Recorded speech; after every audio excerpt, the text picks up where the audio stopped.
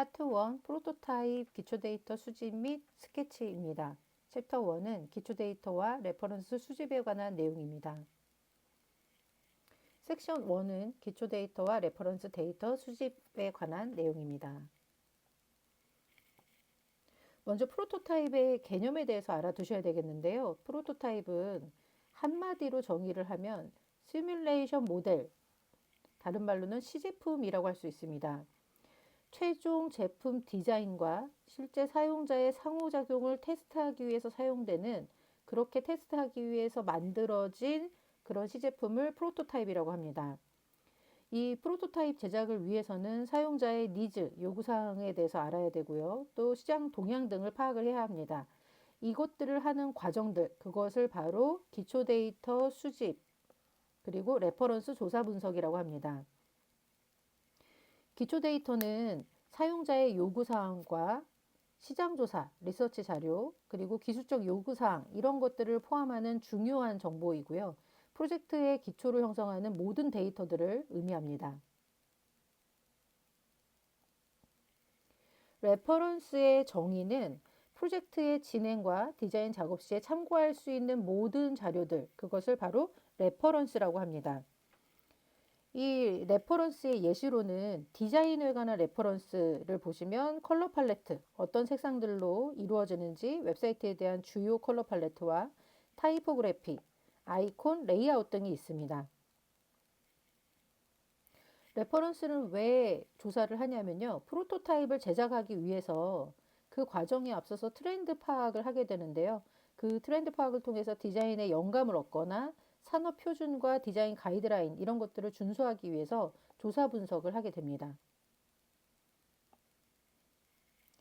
기초 데이터의 수집에 관한 내용입니다. 기초 데이터의 수집 방법 세 가지를 알아두셔야 되겠는데요. 설문조사, 인터뷰, 관찰조사 이 세 가지의 각각의 특성들 알아두시기 바랍니다. 기초 데이터 수집 방법 중에 설문조사라는 것은 참여자 모두에게 동일한 질문지를 주고 다수의 사람들에게 동시에 진행할 수 있다라는 특징이 있습니다. 자, 이 문장 잘 알아두시고요. 또 서면 또는 온라인으로 응답 수집이 가능하고요. 응답자가 많을 때 유리합니다. 이 설문조사 방식은 비용과 시간이 절약된다는 특징이 있고 또 때로는 익명성을 보장할 수도 있다는 특징이 있습니다.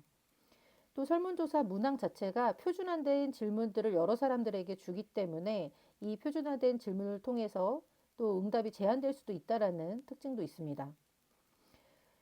시장조사나 고객만족도 조사 등의 설문조사를 활용하고요. 이 설문조사의 도구 명이 시험에 지문으로 나온 적이 있었는데요. 서베이 몽키라는 이 도구가 설문조사에 많이 활용이 되는 도구 중에 하나입니다. 그 밖에 구글 폼이나 타이프 폼 이런 것들도 설문조사에 많이 활용이 되고 있습니다. 인터뷰라는 것은 설문조사에 비해서 심층적인 정보나 개인의 의견, 개인의 견해 이런 것들을 수집하기 위해서 사용되는 것이 인터뷰인데요. 이것은 대면 조사 또는 전화, 온라인 등을 통해서 1대1 대화 형식으로 정보를 수집하게 됩니다. 설문조사에 비해서 깊이 있는 정보와 상세한 응답을 얻을 수 있고요. 또 각각 사용자들 개인의 생각과 감정을 깊이 있게 이해할 수 있다는 특징이 있습니다. 그러나 이 인터뷰 방식은 설문조사에 비해서 시간과 비용이 많이 들 수 있고 또 응답자의 협조가 가장 적극적으로 필요한 방법 중에 하나가 바로 인터뷰입니다. 관찰조사 같은 경우는 관찰자가 사용자를 대상으로 해서 사용자의 행동이나 그 상황에 대해서 관찰을 하면서 데이터를 수집하는 방식들인데요. 이것은 직접 현장에 나가서 상황을 관찰하면서 기록을 합니다.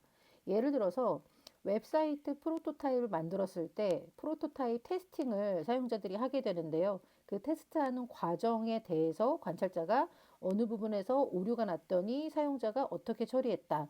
이 부분에서 시간이 오래 걸렸다. 이런 내용들을 관찰하면서 기록하는 것이 관찰조사입니다.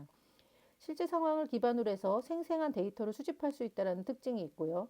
자연스러운 행동과 상황을 관찰하면서 신뢰성 높은 데이터를 수집할 수가 있습니다. 이 관찰 조사는 실제 테스팅하는 과정에서 일일이 살펴보면서 다 일일이 기록하기 때문에 시간 소요가 많이 된다라는 특징이 있고요. 또 관찰자의 주관이 개입될 가능성도 있어서 그런 점들을 고려해서 기록을 잘 해야 됩니다. 관찰 조사에 도움이 되는 것들은 사용자 경험 조사, UX와 관련해서 사용자들이 어떻게 이 웹사이트를 경험하고 있는지 이럴 때 주로 활용이 되고요. 사회적인 여러 행동 연구 등에도 활용이 됩니다. 정리를 하면 데이터 수집 방법으로는 설문조사, 인터뷰, 관찰조사 등이 있고요. 이 데이터를 수집하는 방법, 수집하는 내용으로는 경쟁사 조사, 또 산업 트렌드 조사, 시장 동향 조사 이런 것들이 있습니다. 또 웹 디자인과 개발에 사용되는 프로그래밍 언어는 어떤 것들이 주로 사용이 되는지, 개발 도구는 어떤 것들이 활용이 되고 있는지, 브라우저 호환성은 어떤지, 성능 요구사항 이런 것들을 수집할 때도 데이터 수집이 이루어집니다. 레퍼런스 조사 분석인데요. 레퍼런스 조사 분석, 요 조사 분석은 묶어서 리서치라는 용어로 대응될 수가 있습니다. 레퍼런스 조사는 시장과 기술의 변화를 이해하는 데 도움이 되고요. 또 대응할 수 있도록 하고요. 고객의 요구사항들, 그리고 기대를 파악하고 이것을 웹사이트 설계에 반영할 수 있도록 해주는 것이 레퍼런스 조사입니다. 레퍼런스 조사를 한다는 것은 어떤 도움이 되냐면 프로토타입 제작 과정에서 아이디어를 발전시킬 수 있고요.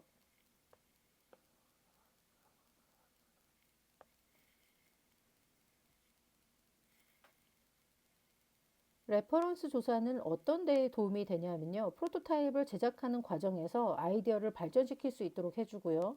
또 유사한 문제에 대한 해결책을 도출하도록 해줍니다. 디자인의 일관성, 완성도 이런 것들을 향상시킬 수 있도록 도와주고요. 사용자 경험 개선 이러한 역할들을 해주는 것이 레퍼런스 조사입니다. 레퍼런스 조사는 어떤 종류의 레퍼런스가 필요한지를 먼저 설정해야 하고요. 그리고 이것을 통해서 무엇을 얻고자 하는지 목표를 명확하게 설정한 후에 시작을 해야 합니다.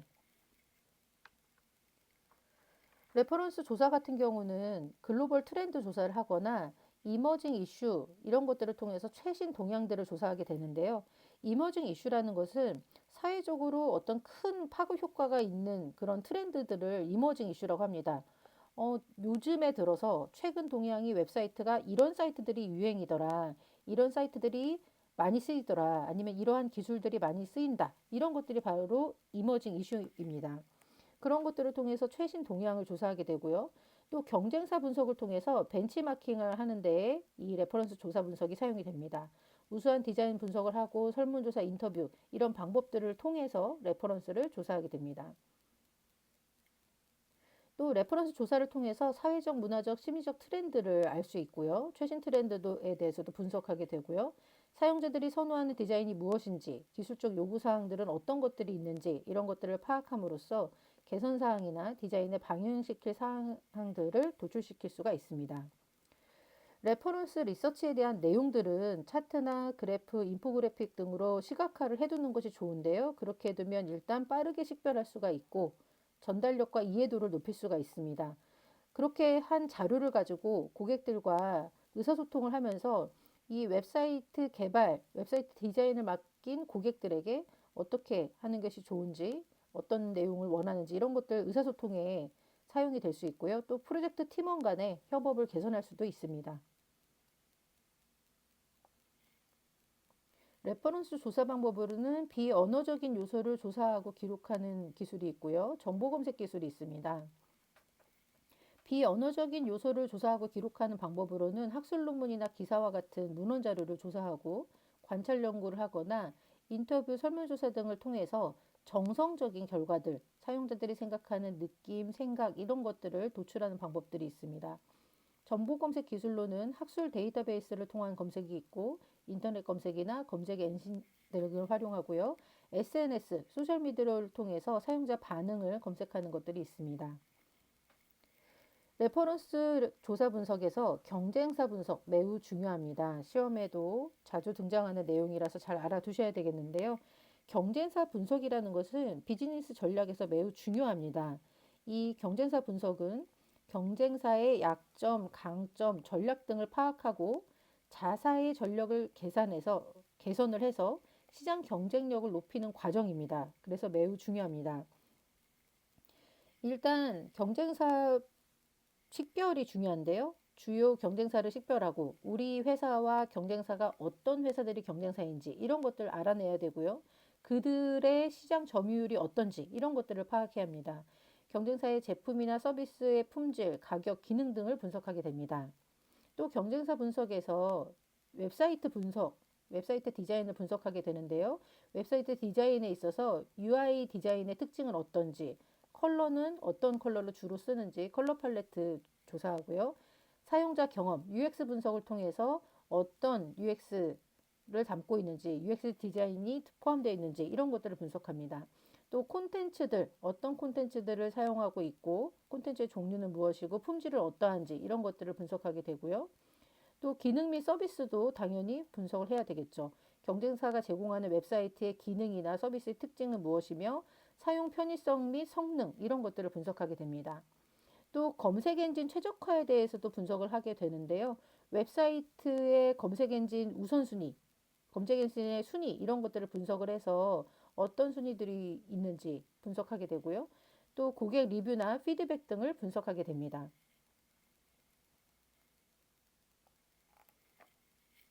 경쟁사 분석 방법으로는 크게 이렇게 네 가지가 있습니다. 이 네 가지는 웹사이트 구축, 웹사이트 개발에 있어서 경쟁사 분석하는 방법으로 많이 사용되는 것들인데요.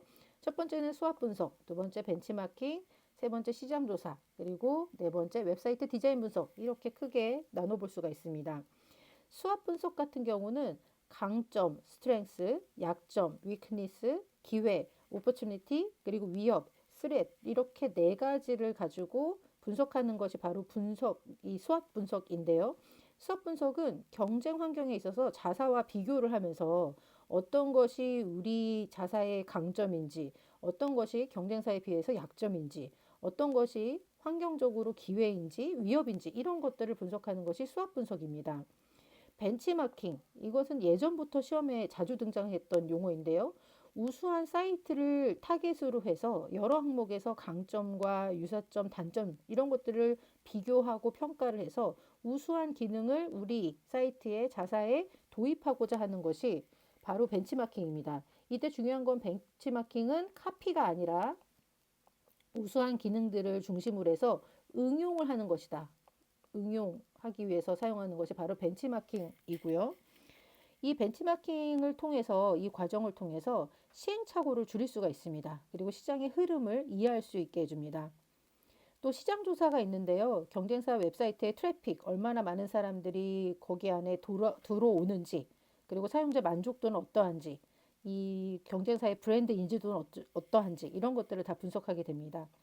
웹사이트 디자인 분석 당연히 들어가야 되겠죠. 웹사이트 디자인은 어떤지, 사용자 경험 측면에서는 어떤 특징을 가지고 있는지, 색상이나 레이아웃은 어떤지 이런 것들을 분석하게 됩니다. 이렇게 경쟁사 분석을 하게 되면 우리 자사의 제품에 대해서 전략적 우위를 확보할 수가 있습니다. 경쟁사에 대해서 강점이나 약점 등을 파악을 해서 우리 자사의 웹 디자인, 어떻게 기능을 개선할 것인지, 웹사이트의 기술적인 측면을 어떻게 할 것인지, 이런 것들을 파악하고 그것을 응용함으로써 전략적 우위를 확보할 수가 있고요. 또 리스크 관리도 할 수가 있습니다. 시장 내 위험 요소, 이런 것들을 미리 파악함으로써 미리 리스크에 대해서 알아보고 그것을 관리하고 대응 전략을 수립할 수가 있고요. 고객의 이해도에 대해서도 더 많이 파악할 수가 있다라는 특징이 있습니다.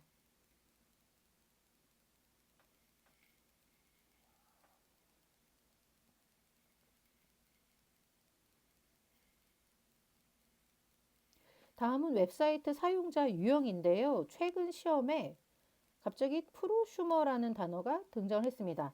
이 프로슈머라는 용어는 이 용어의 의미는 웹디자인의 생산 및 소비 과정에서 능동적인 역할을 하는 사용자, 그런 역할을 진행하는 사용자를 프로슈머라고 하는데요.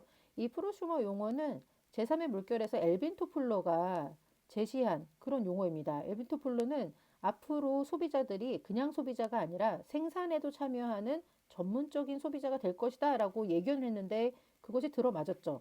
이 프로슈머라는 뜻은 생산자, 프로듀서라는 뜻과 소비자, 컨슈머의 합성어인데요.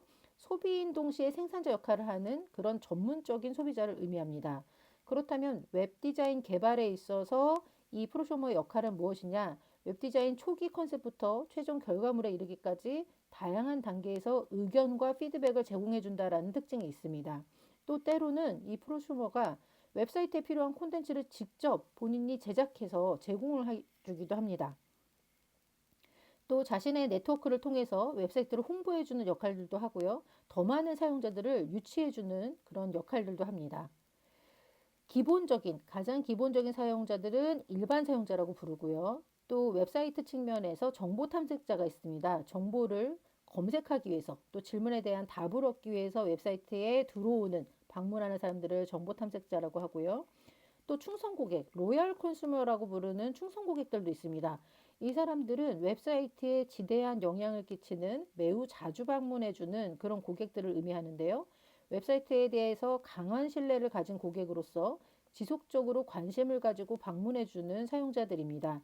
이분들은 웹사이트에서 회원가입을 통해서 계정을 생성하고 뉴스레터도 적극적으로 수신하고 때로는 피드백도 주고요.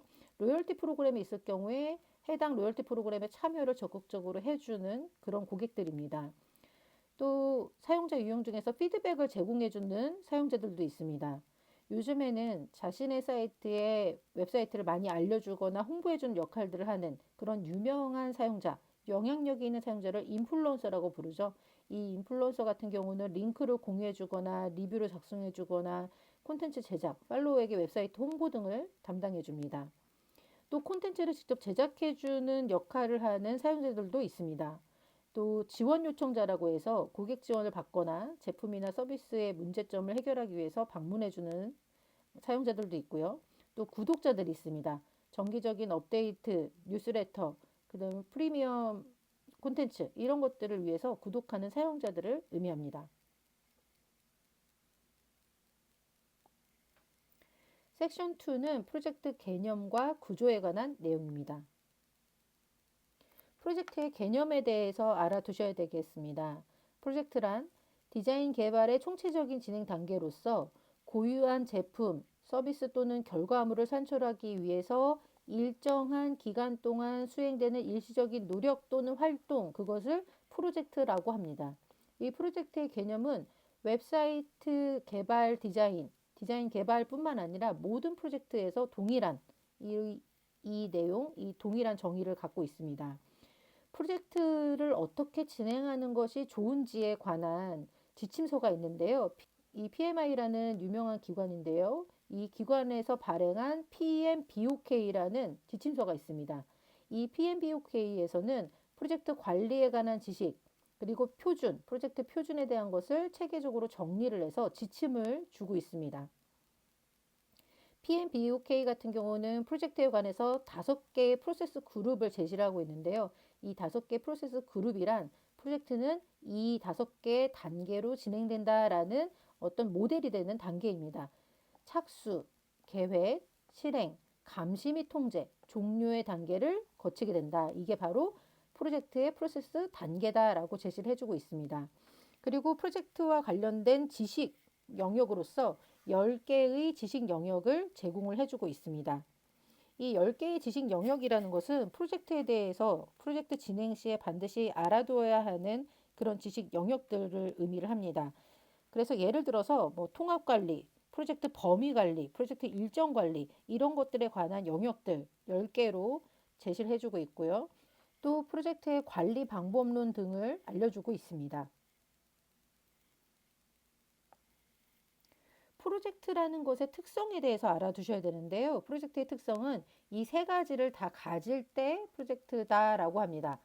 프로젝트의 특성 첫 번째, 고유성입니다. 고유성이라는 것은 뭐냐 하면 일상적인 회사의 운영 활동과는 회사에서 이루어지는 여러 업무 활동과는 다른 고유한 결과물을 생산하기 위해서 수행되는 그러한 것을 프로젝트다라고 한다는 것입니다. 그것이 바로 프로젝트의 고유성입니다. 고유한 결과물과 관련되는 것이고요. 일시성이 있습니다.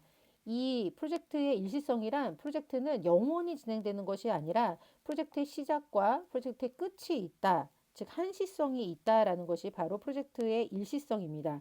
일정 기간 동안만 지속되고 목표가 달성되면 프로젝트는 종료되게 됩니다. 그리고 프로젝트는 점진적인 상세화가 되는 특징이 있는데요. 프로젝트는 초기 단계부터 끝까지 진행될 때까지 점점 내용들이 더 상세화되고 더 구체화된다라는 것을 의미를 합니다. PMBOK에 기반한 웹 디자인 프로세스를 살펴보면요. 프로젝트 기획 단계가 있고요. 웹사이트에 대한 계획이 있습니다. 이 프로젝트 기획은 웹사이트를 기획하고 웹사이트를 구축하고 웹사이트를 잘 만들어서 테스트 디버깅까지 하고 홍보까지 하는 전체 단계, 그것을 프로젝트 기획이라고 하고요. 웹사이트를 실제적으로 만들기 전에 웹사이트를 어떻게 만들 것인지 하는 과정이 바로 웹사이트 계획의 단계이고요. 그리고 사이트 구축, 디자인 및 개발하는 단계가 세 번째 단계입니다. 네 번째는 테스트 및 디버깅 단계를 통해서 부족한 부분들을 고치고 수정하고 하는 과정들이 있고요. 또 여기서 이제 사용성 테스트 이런 것들을 다 진행하게 되고요. 마지막으로 웹사이트에 대해서 웹사이트 만들어진 것을 배포하고 홍보하고 유지보수하는 단계, 이렇게 5단계로 이루어지는 것이 바로 웹디자인 프로세스 단계입니다. 프로젝트 관련 용어에 대해서 알아두셔야 되겠는데요. 먼저 프로젝트의 성과라는 것은 프로젝트가 완료된 후 얻어지는 최종 결과를 의미합니다. 프로젝트에 있어서 포트폴리오라는 용어가 있는데요. 이 포트폴리오는 여러분들께서 어떤 작품을 만들어내는 포트폴리오하고는 의미가 다릅니다. 프로젝트 내에서의 포트폴리오란 어떤 전략적인 목표를 달성하기 위한 그러한 프로젝트, 프로그램, 보조 포트폴리오, 그리고 여러 운영들, 이런 모든 것들을 포트폴리오라고 합니다. 전략적 목표를 달성하기 위해 한데 모아 그룹으로 관리되는 프로젝트, 프로그램, 보조 포트폴리오 및 운영들, 이런 것들을 포트폴리오라고 합니다. 제품이라는 것은 프로젝트 결과물 중 하나인데요. 생산이 되고 정량화가 가능하고 최종 완성된 형태의 산출물, 그것을 바로 제품이라고 합니다. 프로젝트에 있어서 프로그램이란 용어도 있는데요. 여러 관련된 프로젝트와 프로그램 활동을 조정하여 관리하는 집합들을 프로그램이라고 합니다. 프로그램 관리란 프로젝트 요구사항을 충족하기 위해서 지식, 기술, 도구 및 기법을 적용해서 프로젝트 활동을 안내하는 것을 의미합니다. 프로젝트 관리자, PM이라고 줄여서 설명을 하죠. 프로젝트 목표를 달성할 책임이 있는 프로젝트 팀을 이끄는 사람입니다. 그리고 프로젝트는 팀이 있는데요. 프로젝트가 처음에 기획되고 프로젝트가 운영될 때까지 한 그룹으로 움직이는 그런 팀을 말합니다. 프로젝트 작업을 수행해서 목표를 달성하는 개인들의 집합을 의미합니다. 프로젝트에 대한 가치라는 것은 프로젝트가 창출하는 이점, 중요성, 유용성, 프로젝트 결과물을 통해서 조직, 고객, 이해관계자들이 얻게 되는 혜택을 프로젝트 가치라고 합니다.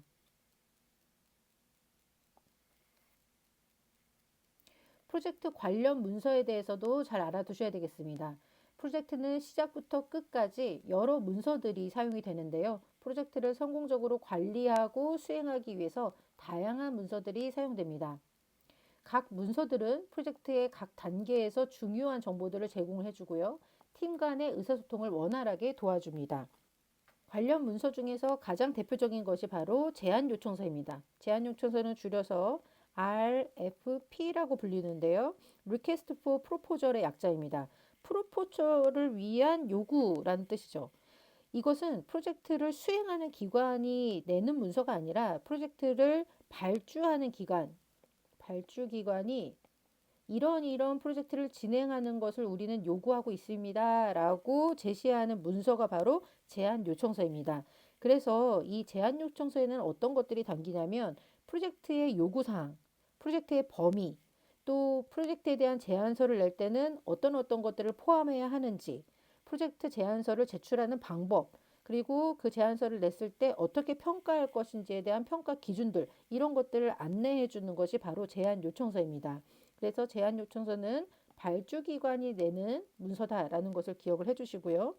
제안서는 아까 제안 요청서가 프로포절을 위한 리퀘스트라고 했는데요. 제안서는 바로 프로포절입니다. 이 프로포절은 발주기관이 낸 제안 요청서에 대해서 그 프로젝트를 수행하려는, 즉 서비스를 공급하려는 업체가 제출하는 문서가 바로 제안서입니다. 그래서 우리 회사에서는 이 프로젝트를 진행하기 위해서 이 프로젝트를 어떻게 차별화할 것인지, 프로젝트 계획은 어떻게 되는지, 우리 회사의 수행 능력, 프로젝트에 대한 수행 능력은 어떠한지, 우리가 생각하는 예산은 어떠한지, 이 프로젝트에 대한 기대 효과는 무엇인지, 이런 것들을 써서 발주 기관에 제출하는 것이 바로 제안서입니다. 제안서가 승인이 된 기관들은 그 프로젝트를 진행할 수가 있는데요. 그때 제출하게 되는 것이 바로 프로젝트 계획서입니다. 즉 순서가 이렇습니다. 발주 기관이 요청서를 내면 그러면 수행할 업체가 제안서를 내게 되고요. 수행한 업체가 뭐 입찰이든 여러 과정을 통해서 제안서가 만약에 되었다. 제안서가 승인이 되었다라고 하면 프로젝트를 진행할 수 있으니 프로젝트 진행을 하게 되면 바로 프로젝트 계획서를 제출을 하게 되는 것이죠. 그래서 상세한 계획들을 수행하기 위해서, 수립하기 위해서 작성하는 것이 이 프로젝트 계획서이고요. 프로젝트가 다 끝난 다음에 제출하게 되는 것, 그것이 바로 프로젝트 최종 보고서입니다. 프로젝트의 전체 과정을 정리하고 성과를 평가하는 그런 내용들이 바로 최종 보고서가 되겠습니다.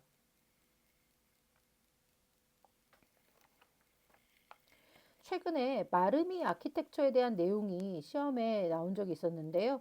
이 마르미 아키텍처라는 것이 무엇인지에 대해서 알아두셔야 되겠습니다. 이 마르미 아키텍처라는 것은 국내에서 개발된 한국형 정보 시스템 개발 방법론을 의미합니다. 이 마르미는 국내 개발 여건에 맞춰서 체계적으로 개발 과정을 관리하도록 해주고 있습니다. 최신 버전은 마르미 3인데요. 이 마르미 3에서는 컴포넌트 기반 개발에 대한 내용들을 제시를 해주고 있습니다. 컴포넌트 기반의 개발이라는 것은 CBD라고 얘기를 합니다. 이 CBD라는 것은 컴포넌트 베이스드 디벨롭먼트의 약자인데요. 컴포넌트는 프로그래밍에 있어서 비유를 들자면 이런 것입니다. 컴포넌트 단위로 개발을 한다. 어떤 프로그램을 개발한다는 뜻은 마치 레고 블록 같은 것들을 이렇게 미리 만들어 놓고 레고 블록을 쌓으면 하나의 집도 만들어내고 할 수가 있잖아요. 프로그래밍에서도 이렇게 프로그래밍 할 때 처음부터 끝까지 다 프로그래밍을 하는 것이 아니라 미리 만들어진 컴포넌트 단위를 프로그램에서 만들어 두면 그 컴포넌트를 가져다가 프로그램을 만들어낼 수가 있습니다. 그러면 프로그래밍을 하는 과정들이 더 간소화가 되겠죠. 미리 만들어진 기능들의 집합, 이것을 가져다 쓸 수 있으니까요. 그러한 컴포넌트 기반 개발에 대해서 설명을 해주고 있는데요. 이것은 소프트웨어 시스템을 독립적이고 재사용 가능하도록 하는 컴포넌트 구성 요소로 분리해서 개발하는 접근 방식이다 라고 되어 있습니다. 마르미 아키텍처, 마르미가 제시하는 이 프로젝트 관리 또는 프로젝트 개발 과정, 이 단계가 7단계가 있는데요.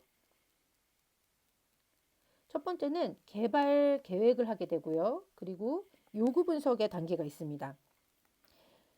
그리고 세 번째는 기본 설계를 하게 되고요. 네 번째는 상세 설계를 하게 되고 다섯 번째는 구축의 과정이 있고요. 구축을 다 한 다음에는 테스트를 하게 되고요. 마지막으로 설치 및 인도를 하게 되어 있습니다. 이때 마르미에서 또 알아두셔야 되는 것 중에 하나는요. 마르미는 4개의 공정 과정을 가지고 있고요. 30개의 프로젝트 활동으로 가지고 있습니다. 그래서 각 공정 과정과 각 30개의 활동에 대해서 각 단계에서 내부, 외부 이해관계자들이 어떻게 진행하면 되는지, 내외부 이해관계자들에 대한 커뮤니케이션, 의사소통을 위한 산출물 지침들을 제공을 하고 있습니다.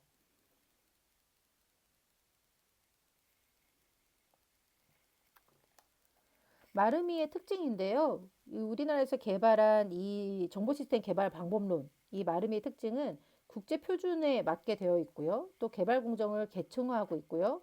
UML 기반으로 되어 있습니다. 이것은 객체 지향 모델링을 사용해서 시스템을 설계하는 그런 것을 말하고요. 위험 관리에 대해서 알려주고 있고 또 EJB 기반이라고 되어 있는데요. 이것은 엔터프라이즈 자바 빈즈라고 해서 이 자바 빈즈를 활용해서 어플리케이션 개발하는 것을 안내하고 있습니다. 바로 나오죠. UML, Unified Modeling Language의 약자인데요. 이것은 국제 표준화 기구에서 정의한 시스템 개발에서 객체 지향 설계를 시각적으로 표현하기 위한 표준 모델링 언어입니다. 예시로는 클래스 다이어그램, 시퀀스 다이어그램, 유스 케이스 다이어그램, 상태 다이어그램, 액티비티 다이어그램 등이 있습니다.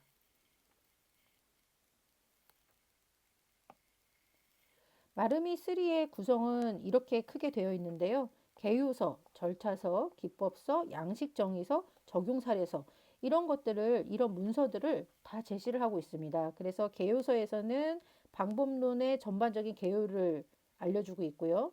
절차서에서는 프로젝트를 진행하는 동안 필요한 활동과 작업들을 정의해주고 있습니다. 기법서 같은 경우는 프로젝트를 진행할 때 사용할 수 있는 다양한 기법, 도구들을 설명하고 있고요. 양식정의서에서는 프로젝트 진행 중에 생성되는 산출물에 대한 양식들을 정의를 해주고 있습니다. 적용사례서 같은 경우는 실제 프로젝트에 적용한 사례들을 설명을 해주고 있습니다. 최근에 또 시험에 등장한 용어 중에 하나가 바로 WBS라는 용어입니다. 이 WBS는 한국어로는 작업 분류 체계라고 부릅니다.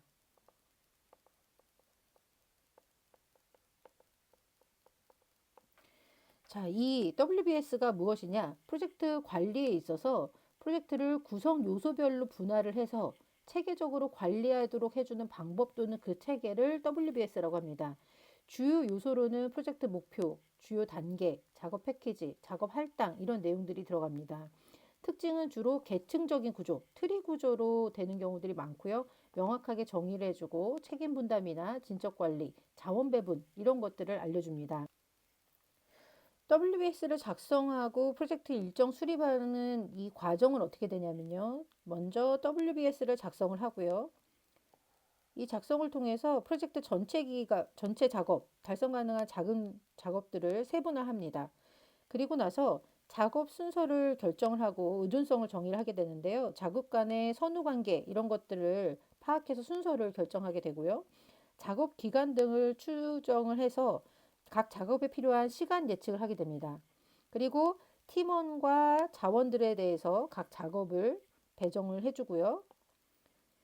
그리고 나서 스케줄링 도구를 활용을 해서 타임라인을 시각화하게 됩니다. 어떤 작업이 어떻게 진행이 되는지, 일정은 어떻게 되는지 이런 것들을 간트 차트 등을 이용을 해서 표시를 해주는 것이 스케줄링 도구를 사용하는 단계입니다.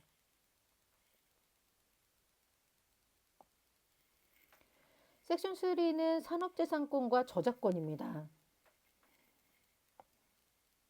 산업재산권이라는 것은 상업적 또는 산업적 활동과 관련된 지적재산권을 의미를 하는데요. 여기에는 디자인, 상표, 발명, 기타 상업적 자산을 보호하는 내용들이 들어가 있습니다. 이 산업재산권을 통해서 디자이너나 상표 소유자, 발명가 등이 자신의 혁신적인 아이디어를 보호할 수 있고요. 경제적 이익도 확보할 수가 있습니다. 산업재산권은 크게 네 가지로 구분이 됩니다. 첫 번째는 특허권인데요. 이 특허권은 고도의 발명에 대한 권리를 의미합니다. 이것은 출원일로부터 20년간 보호를 받습니다. 그리고 상표권이 있는데요. 보통 브랜드명, 이런 상표, 로고 이런 것들에 대한 것이 상표권인데요. 특정 상품이나 서비스에 대한 상표를 그거에 대한 권리를 보호받을 때 합니다. 이 상표권은 최초 등록일로부터 10년간 보호를 받고 계속해서 갱신을 해나갈 수가 있습니다. 디자인권은 말 그대로 디자인에 관한 권리인데요. 제품의 외관이나 형태 이런 것들에 대한 권리를 의미합니다. 이것은 최초 등록일로부터 15년간 보호를 받습니다.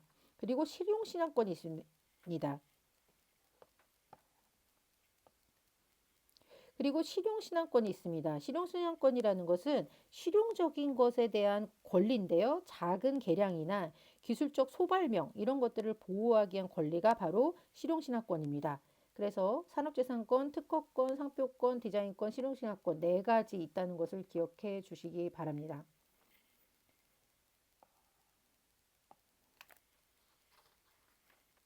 최신 시험에 또 새롭게 등장한 내용이 바로 저작권인데요. 프로젝트, 웹사이트 프로젝트 진행에 있어서 저작권이 침해되는 경우들이 많아서 아마 등장하게 된 것 같습니다. 일단 저작권이라는 것의 개념에 대해서 알아두셔야 되겠는데요. 저작권이란 저작자, 즉 창작자가 자신의 저작물에 대해서 가지는 배타적인 권리, 다른 말로는 독립적인 권리입니다. 이 저작권은 크게 두 가지가 포함이 되는데요. 저작자에게는 인격권과 재산권 이 두 가지가 자동으로 발생하고요. 저작자 옆에 있는 사람들, 저작자와 관련된 사람에게는 저작 인저권이 발생하게 됩니다. 자, 이 두 가지는 저작자에 관한 것이고요. 이것은 인접자에 관한 것인데요. 일단 저작자에게 자동으로 발생하는 저작 인격권과 재산권 살펴보겠습니다. 저작 인격권이란 저작자가 자신의 저작물에 대해서 가지는 비재산적인 권리로 이것은 저작자의 명예에 관한 권리입니다. 그리고 이것은 비재산권이라고 되어 있는데요. 비재산권이란 금전으로 환산할 수가 없다는 것입니다. 비금전성을 가지고 있습니다. 인격권 안에 공표권과 성명표시권, 동일성 유지권 이 세 가지가 포함이 되어 있습니다. 매우 복잡하죠. 저작자가 자신의 저작물을 공표를 할 권리, 저작자가 자신의 이름을 표시할 권리, 저작자가 만든 그 저작물의 동일함, 이것을 제호, 내용의 동일함이라고 표시하는데요. 저작물 그대로를 유지할 동일성 유지권, 이 세 가지가 저작 인격권에 포함이 됩니다. 예를 들어서 저작물의 일부, 저작물 어떤 시가 있다고 해보면요. 시 내용의 일부만 다른 언어로 바꿔치기했다라고 한다면 그것은 동일성 유지권을 어긴 겁니다. 저작자가 만든 것을 아직 공표하지 않았는데 남이 공표를 해버렸다라고 하면 공표권을 어긴 것이 되겠죠. 그리고 가장 많이 발생하는 것이 바로 저작 재산권의 침해 부분인데요. 저작 재산권이라는 것은 저작자가 자신의 저작물을 통해서 경제적인 이익을 얻을 수 있도록 하는 보호하는 권리이고요. 이것은 금전성이 있습니다. 즉 돈으로 환산될 수 있다라는 특징이 있습니다. 재산권 안에는 복제권, 복제할 권리, 그리고 저작물을 배포할 배포권, 그리고 어떤 뭐 공연, 연극이나 이런 것도 공연할 권리 있고요. 공중송시권이라는 것은 여기서의 공중이라는 것은 퍼블릭하게 여러 사람들에게 다양한 사람들에게 보내는 것 그것을 공중이라고 하는데요. 그렇게 공중송신할 권리 그리고 미술작품처럼 전시할 권리 또 돈을 받고 상업적으로 대여해주는 권리 원 저작물을 가지고 2차적인 저작물을 만드는 2차적 저작물 작성권 이렇게 여러 가지 것들이 재산권에 포함이 됩니다. 저작 인접권이라는 것은 아까 앞서서 인접자들에게 발생하는 권리라고 했는데요. 이 저작 인접자들은 이런 겁니다. 만약에 어떤 음악이 있다. 그러면 음악에 대해서 작사가가 있고 작곡가가 있고 가수가 있죠. 가수가 노래를 작사 작곡하지 않았다라는 가정하에 여기서의 저작자는 작사가와 작곡가입니다. 그런데 가수도 저작자 같이 느껴지시죠? 그 이유는 왜 그러냐면 인접자이기 때문에 그렇습니다. 인접자, 이 가수는 이들이 만든 노래를 직접 목소리로 실연을 해내는 사람. 그것을 바로 이 가수라고 하는 건데요. 이 가수는 인접자입니다. 인접자들에게도 거의 저작자 수준에 맞먹는 그런 저작권이 부여가 됩니다.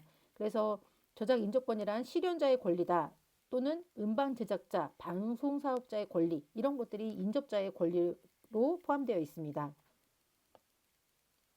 저작 재산권은 제한될 때가 있는데요. 이 저작 재산권 제한이라는 게 무엇이냐면 저작자가 자신의 권리를 주장하려고 하더라도 나라에서 주장하지 못하게 제한을 하는 경우들이 있다라는 것입니다. 어떨 때 제한을 하냐면 공공의 이익을 보호하거나 특정 상황에서는 저작자의 권리에 대해서 제한이 될 수 있다라는 것입니다. 예를 들어서 사적으로 복제한 경우 내가 혼자 보려고 집에서 나의 PC에 나 혼자만 복제하는 경우 이런 경우는 저작재산권에 제한이 있고요. 또 신문에 어떤 언론의 보도하는 경우 비평 교육을 위해서 이럴 때는 저작재산권에 제한이 이루어집니다. 우리 수업에서 리포트 쓰거나 뭐 어떤 뭐 중고등학교, 대학교 리포트 이런 것들 쓸 때 여러 가지 자료들 가져다가 리포트 작성하곤 하는데요. 그때는 저작재산권에 제한이 있다라는 것입니다. 그리고 도서관에서 어떤 자료들에 대해서 보관을 위해서 복제하는 경우들이 있습니다. 도서관 이 기관 자체에서요. 그런 경우 저작재산권에 제한이 있고요. 장애인분들을 위해서 어떤 작품을 복제할 경우 그때도 저작재산권에 제한이 이루어집니다. 소프트웨어 라이센스라는 용어가 있는데요. 저작권이 저작자가 가지는 법적 권리를 의미한다면 라이선스라는 것은 저작권자가 자신의 저작물에 대해서 타인에게 특정한 사용 권한을 부여하는 계약을 라이선스라고 합니다. 라이선스 할 경우에 가장 많이 생각나는 것이 바로 소프트웨어일 텐데요. 주로 소프트웨어를 사용하는 데 필요한 권리와 조건을 규정해 줍니다. 소프트웨어 복제, 배포, 수정에 관한 권한들을 포함하고 있는 것이 라이선스입니다. 라이선스 중에서 프리웨어, 무료로 사용하는 라이선스들이 있는데요. 이것은 개인이 할 때는 대부분 무료이지만 단체나 또 기관에서 사용할 때는 또 상업적으로 이용할 때는 그때는 프리웨어도 제한될 수가 있습니다.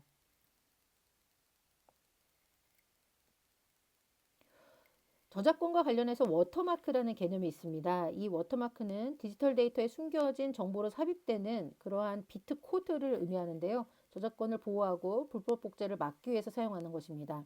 워터마크의 종류로는 가시적인 게 있고 비가시적인 워터마크가 있습니다. 가시적인 워터마크로는 대표로는 홈페이지 밑단에 붙는 이 카피라이트 C 마크 같은 경우 가시적인 요소로 삽입되는 건데요. 사용자가 쉽게 인식할 수 있다는 특징이 있고요. 비가시적인 워터마크 같은 경우는 디지털 파일에 메타데이터로 넣는 경우, 또 어떤 픽셀 값으로 눈에 사람들의 시청각으로 인쇄되지 않은 픽셀의 어떤 비트 값으로 그 작품 안에 디지털 데이터 안에 넣는 경우, 이런 경우들은 비가시적인 워터마크입니다. DRM이라는 용어도 있는데요. 이 DRM 같은 경우는 디지털 콘텐츠의 저작권 관리를 위해서 사용되는 것이 바로 DRM입니다. 보통 방송 프로그램 같은 것들을 구매를 해서 PC에서 볼 때 DRM 프로그램이 설치되는 경우들을 보실 수가 있는데요. 이것은 저작권을 관리하고 불법 복제를 방지하고 또 사용료를 부과하고 사용기한 제한 이런 것들에 사용이 되고 있습니다.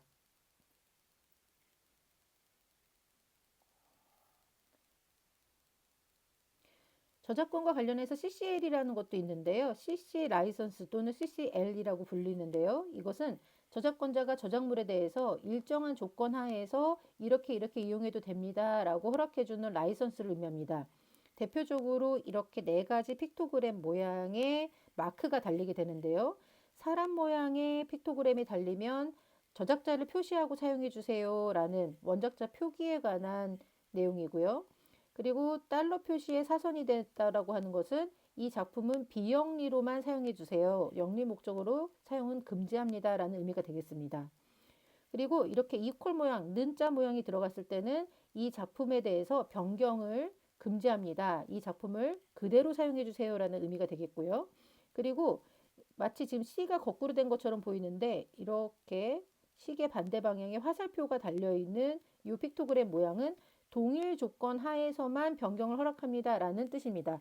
이것은 어떤 작품을 사용할 때 내가 달아준 CC 라이선스 이 조건에 맞게 맞는 거 하에서만 변경을 허락한다라는 의미입니다. 그래서 2차 저작물을 작성을 할 때 동일한 라이선스, 지금 이 라이선스를 부여한 사람이 달아준 이 CC 라이선스에 대한 이 동일한 라이선스를 적용하면서 가져다가 써야 된다라는 의미를 말합니다. 챕터 2는 아이디어 스케치에 관한 내용입니다. 섹션 1은 프로젝트 기획 의도와 아이디어 스케치에 관한 내용입니다.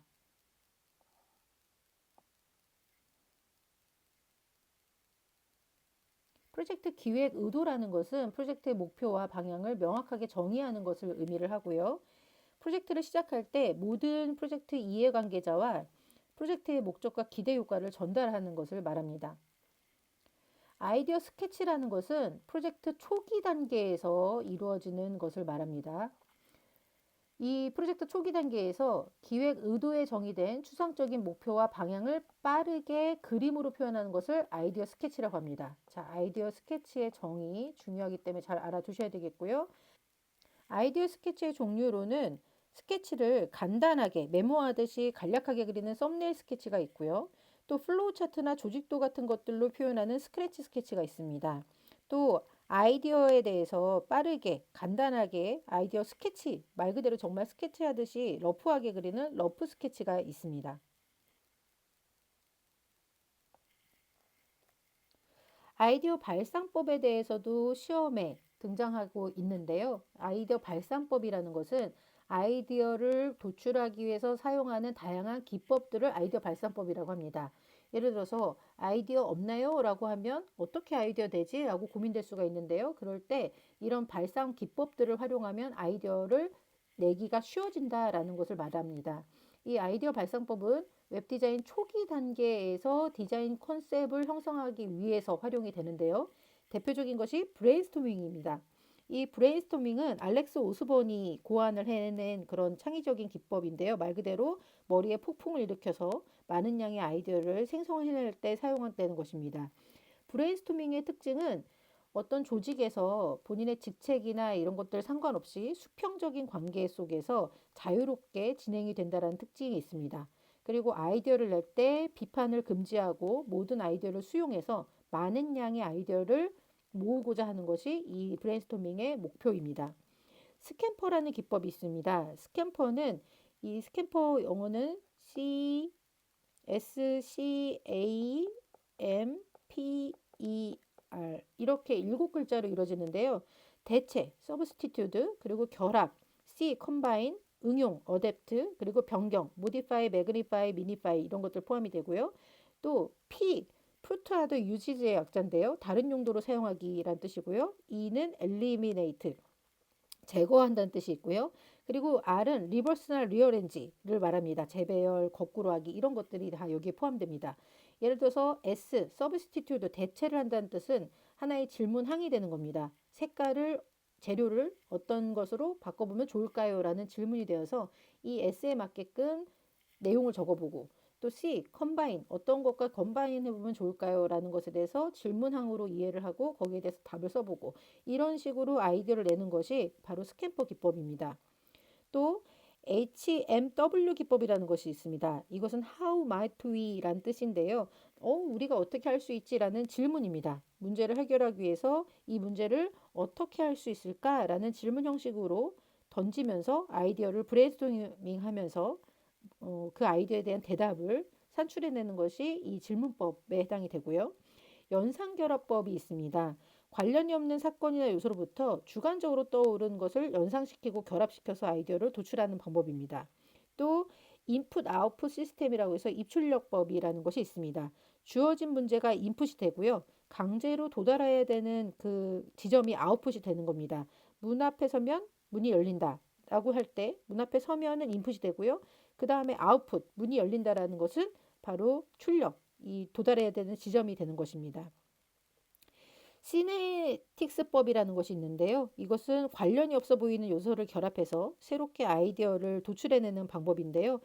어떤 대상에 대해서 의인화하거나 상징적인 것을 떠올림으로써 아이디어를 내는 방법을 의미합니다. 고든법은 미국의 고든이 개발한 방법인데요. 이것은 짧은 키워드만 제시를 하고 나서 아이디어를 자유롭게 펼쳐나가는 그런 방법들을 의미합니다. 그리고 체크리스트법이라는 것이 있습니다. 이것은 다양한 항목을 직물 형태로 체크리스트를 만들어서 여러 사항들을 검토하고 분석하는 방법들을 의미합니다.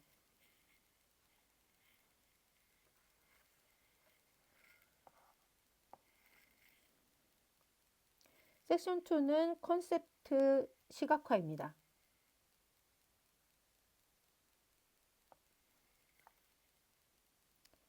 콘셉트 시각화라는 것은 아이디어나 개념을 시각적으로 표현해서 보다 명확하게 전달하는 과정을 의미합니다.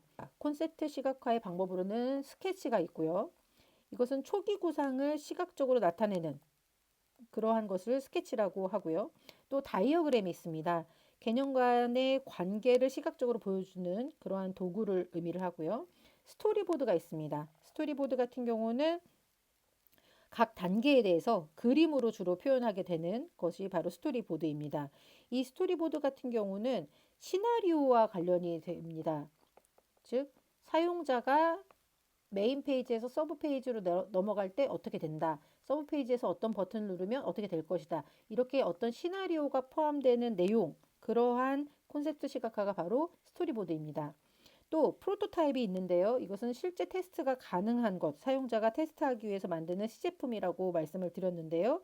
인터랙티브한 요소를 포함해서 실제 사용 환경을 시뮬레이션하기 위해서 사용하는 것이 바로 이 프로토타입입니다. 이 프로토타입은 어떤 순서로 진행되냐면요. 먼저 와이어프레임을 만들고 그 다음에 목업이라는 것을 만들고요. 그리고 나서 프로토타입을 만들게 됩니다. 인포그래픽 같은 경우는 텍스트, 이미지, 그래프들을 결합한 시각적인 자료죠. 그래서 인포그래픽으로 보면 쉽게 이해할 수 있도록 되어 있습니다. 콘셉트 시각화의 장점은요, 정보를 쉽게 전달할 수 있게 해주고요, 이해하기 쉽도록 해주고, 시간을 절약해 줍니다. 어떤 시간을 절약하냐면, 이 콘셉트 시각화된 자료를 보면서 이해관계자들 사이에 또는 팀원들 사이에 의사결정을 하는데 시간을 절약할 수 있습니다. 또 트렌드 식별이 가능하다라는 특징이 있습니다. 끝으로 콘셉트 시각화의 요소들입니다. 콘셉트를 시각화하기 위해서는 컬러, 이미지, 그리고 타입, 이것은 서체를 의미하고요. 그리고 레이아웃, 이런 것들이 활용이 됩니다. 컬러 같은 경우는 시각적으로 가장 먼저 인식되는 요소 중에 하나이고요. 이것은 사용자들에게 첫인상을 남기게 하고 또 상품에 대한 연상작용을 일으킨다는 특징이 있습니다. 이미지 같은 경우는 키워드를 시각적으로 구체화하는 데 사용됩니다. 다양한 사진, 그림, 동영상 이런 것들로 표현이 됩니다. 타입 같은 경우는 디자인에서 사용되는 서체를 의미합니다. 본문의 내용을 나타내는데 활용이 됩니다. 레이아웃 같은 경우는 텍스트, 이미지, 그래픽 요소 등을 그런 구성 요소들을 시각적으로 배열하는 그런 방법이 레이아웃입니다. 컬러나 이미지, 타입 요소들의 조화를 통해서 완성이 됩니다. 이상으로 파트 1을 마치도록 하겠습니다.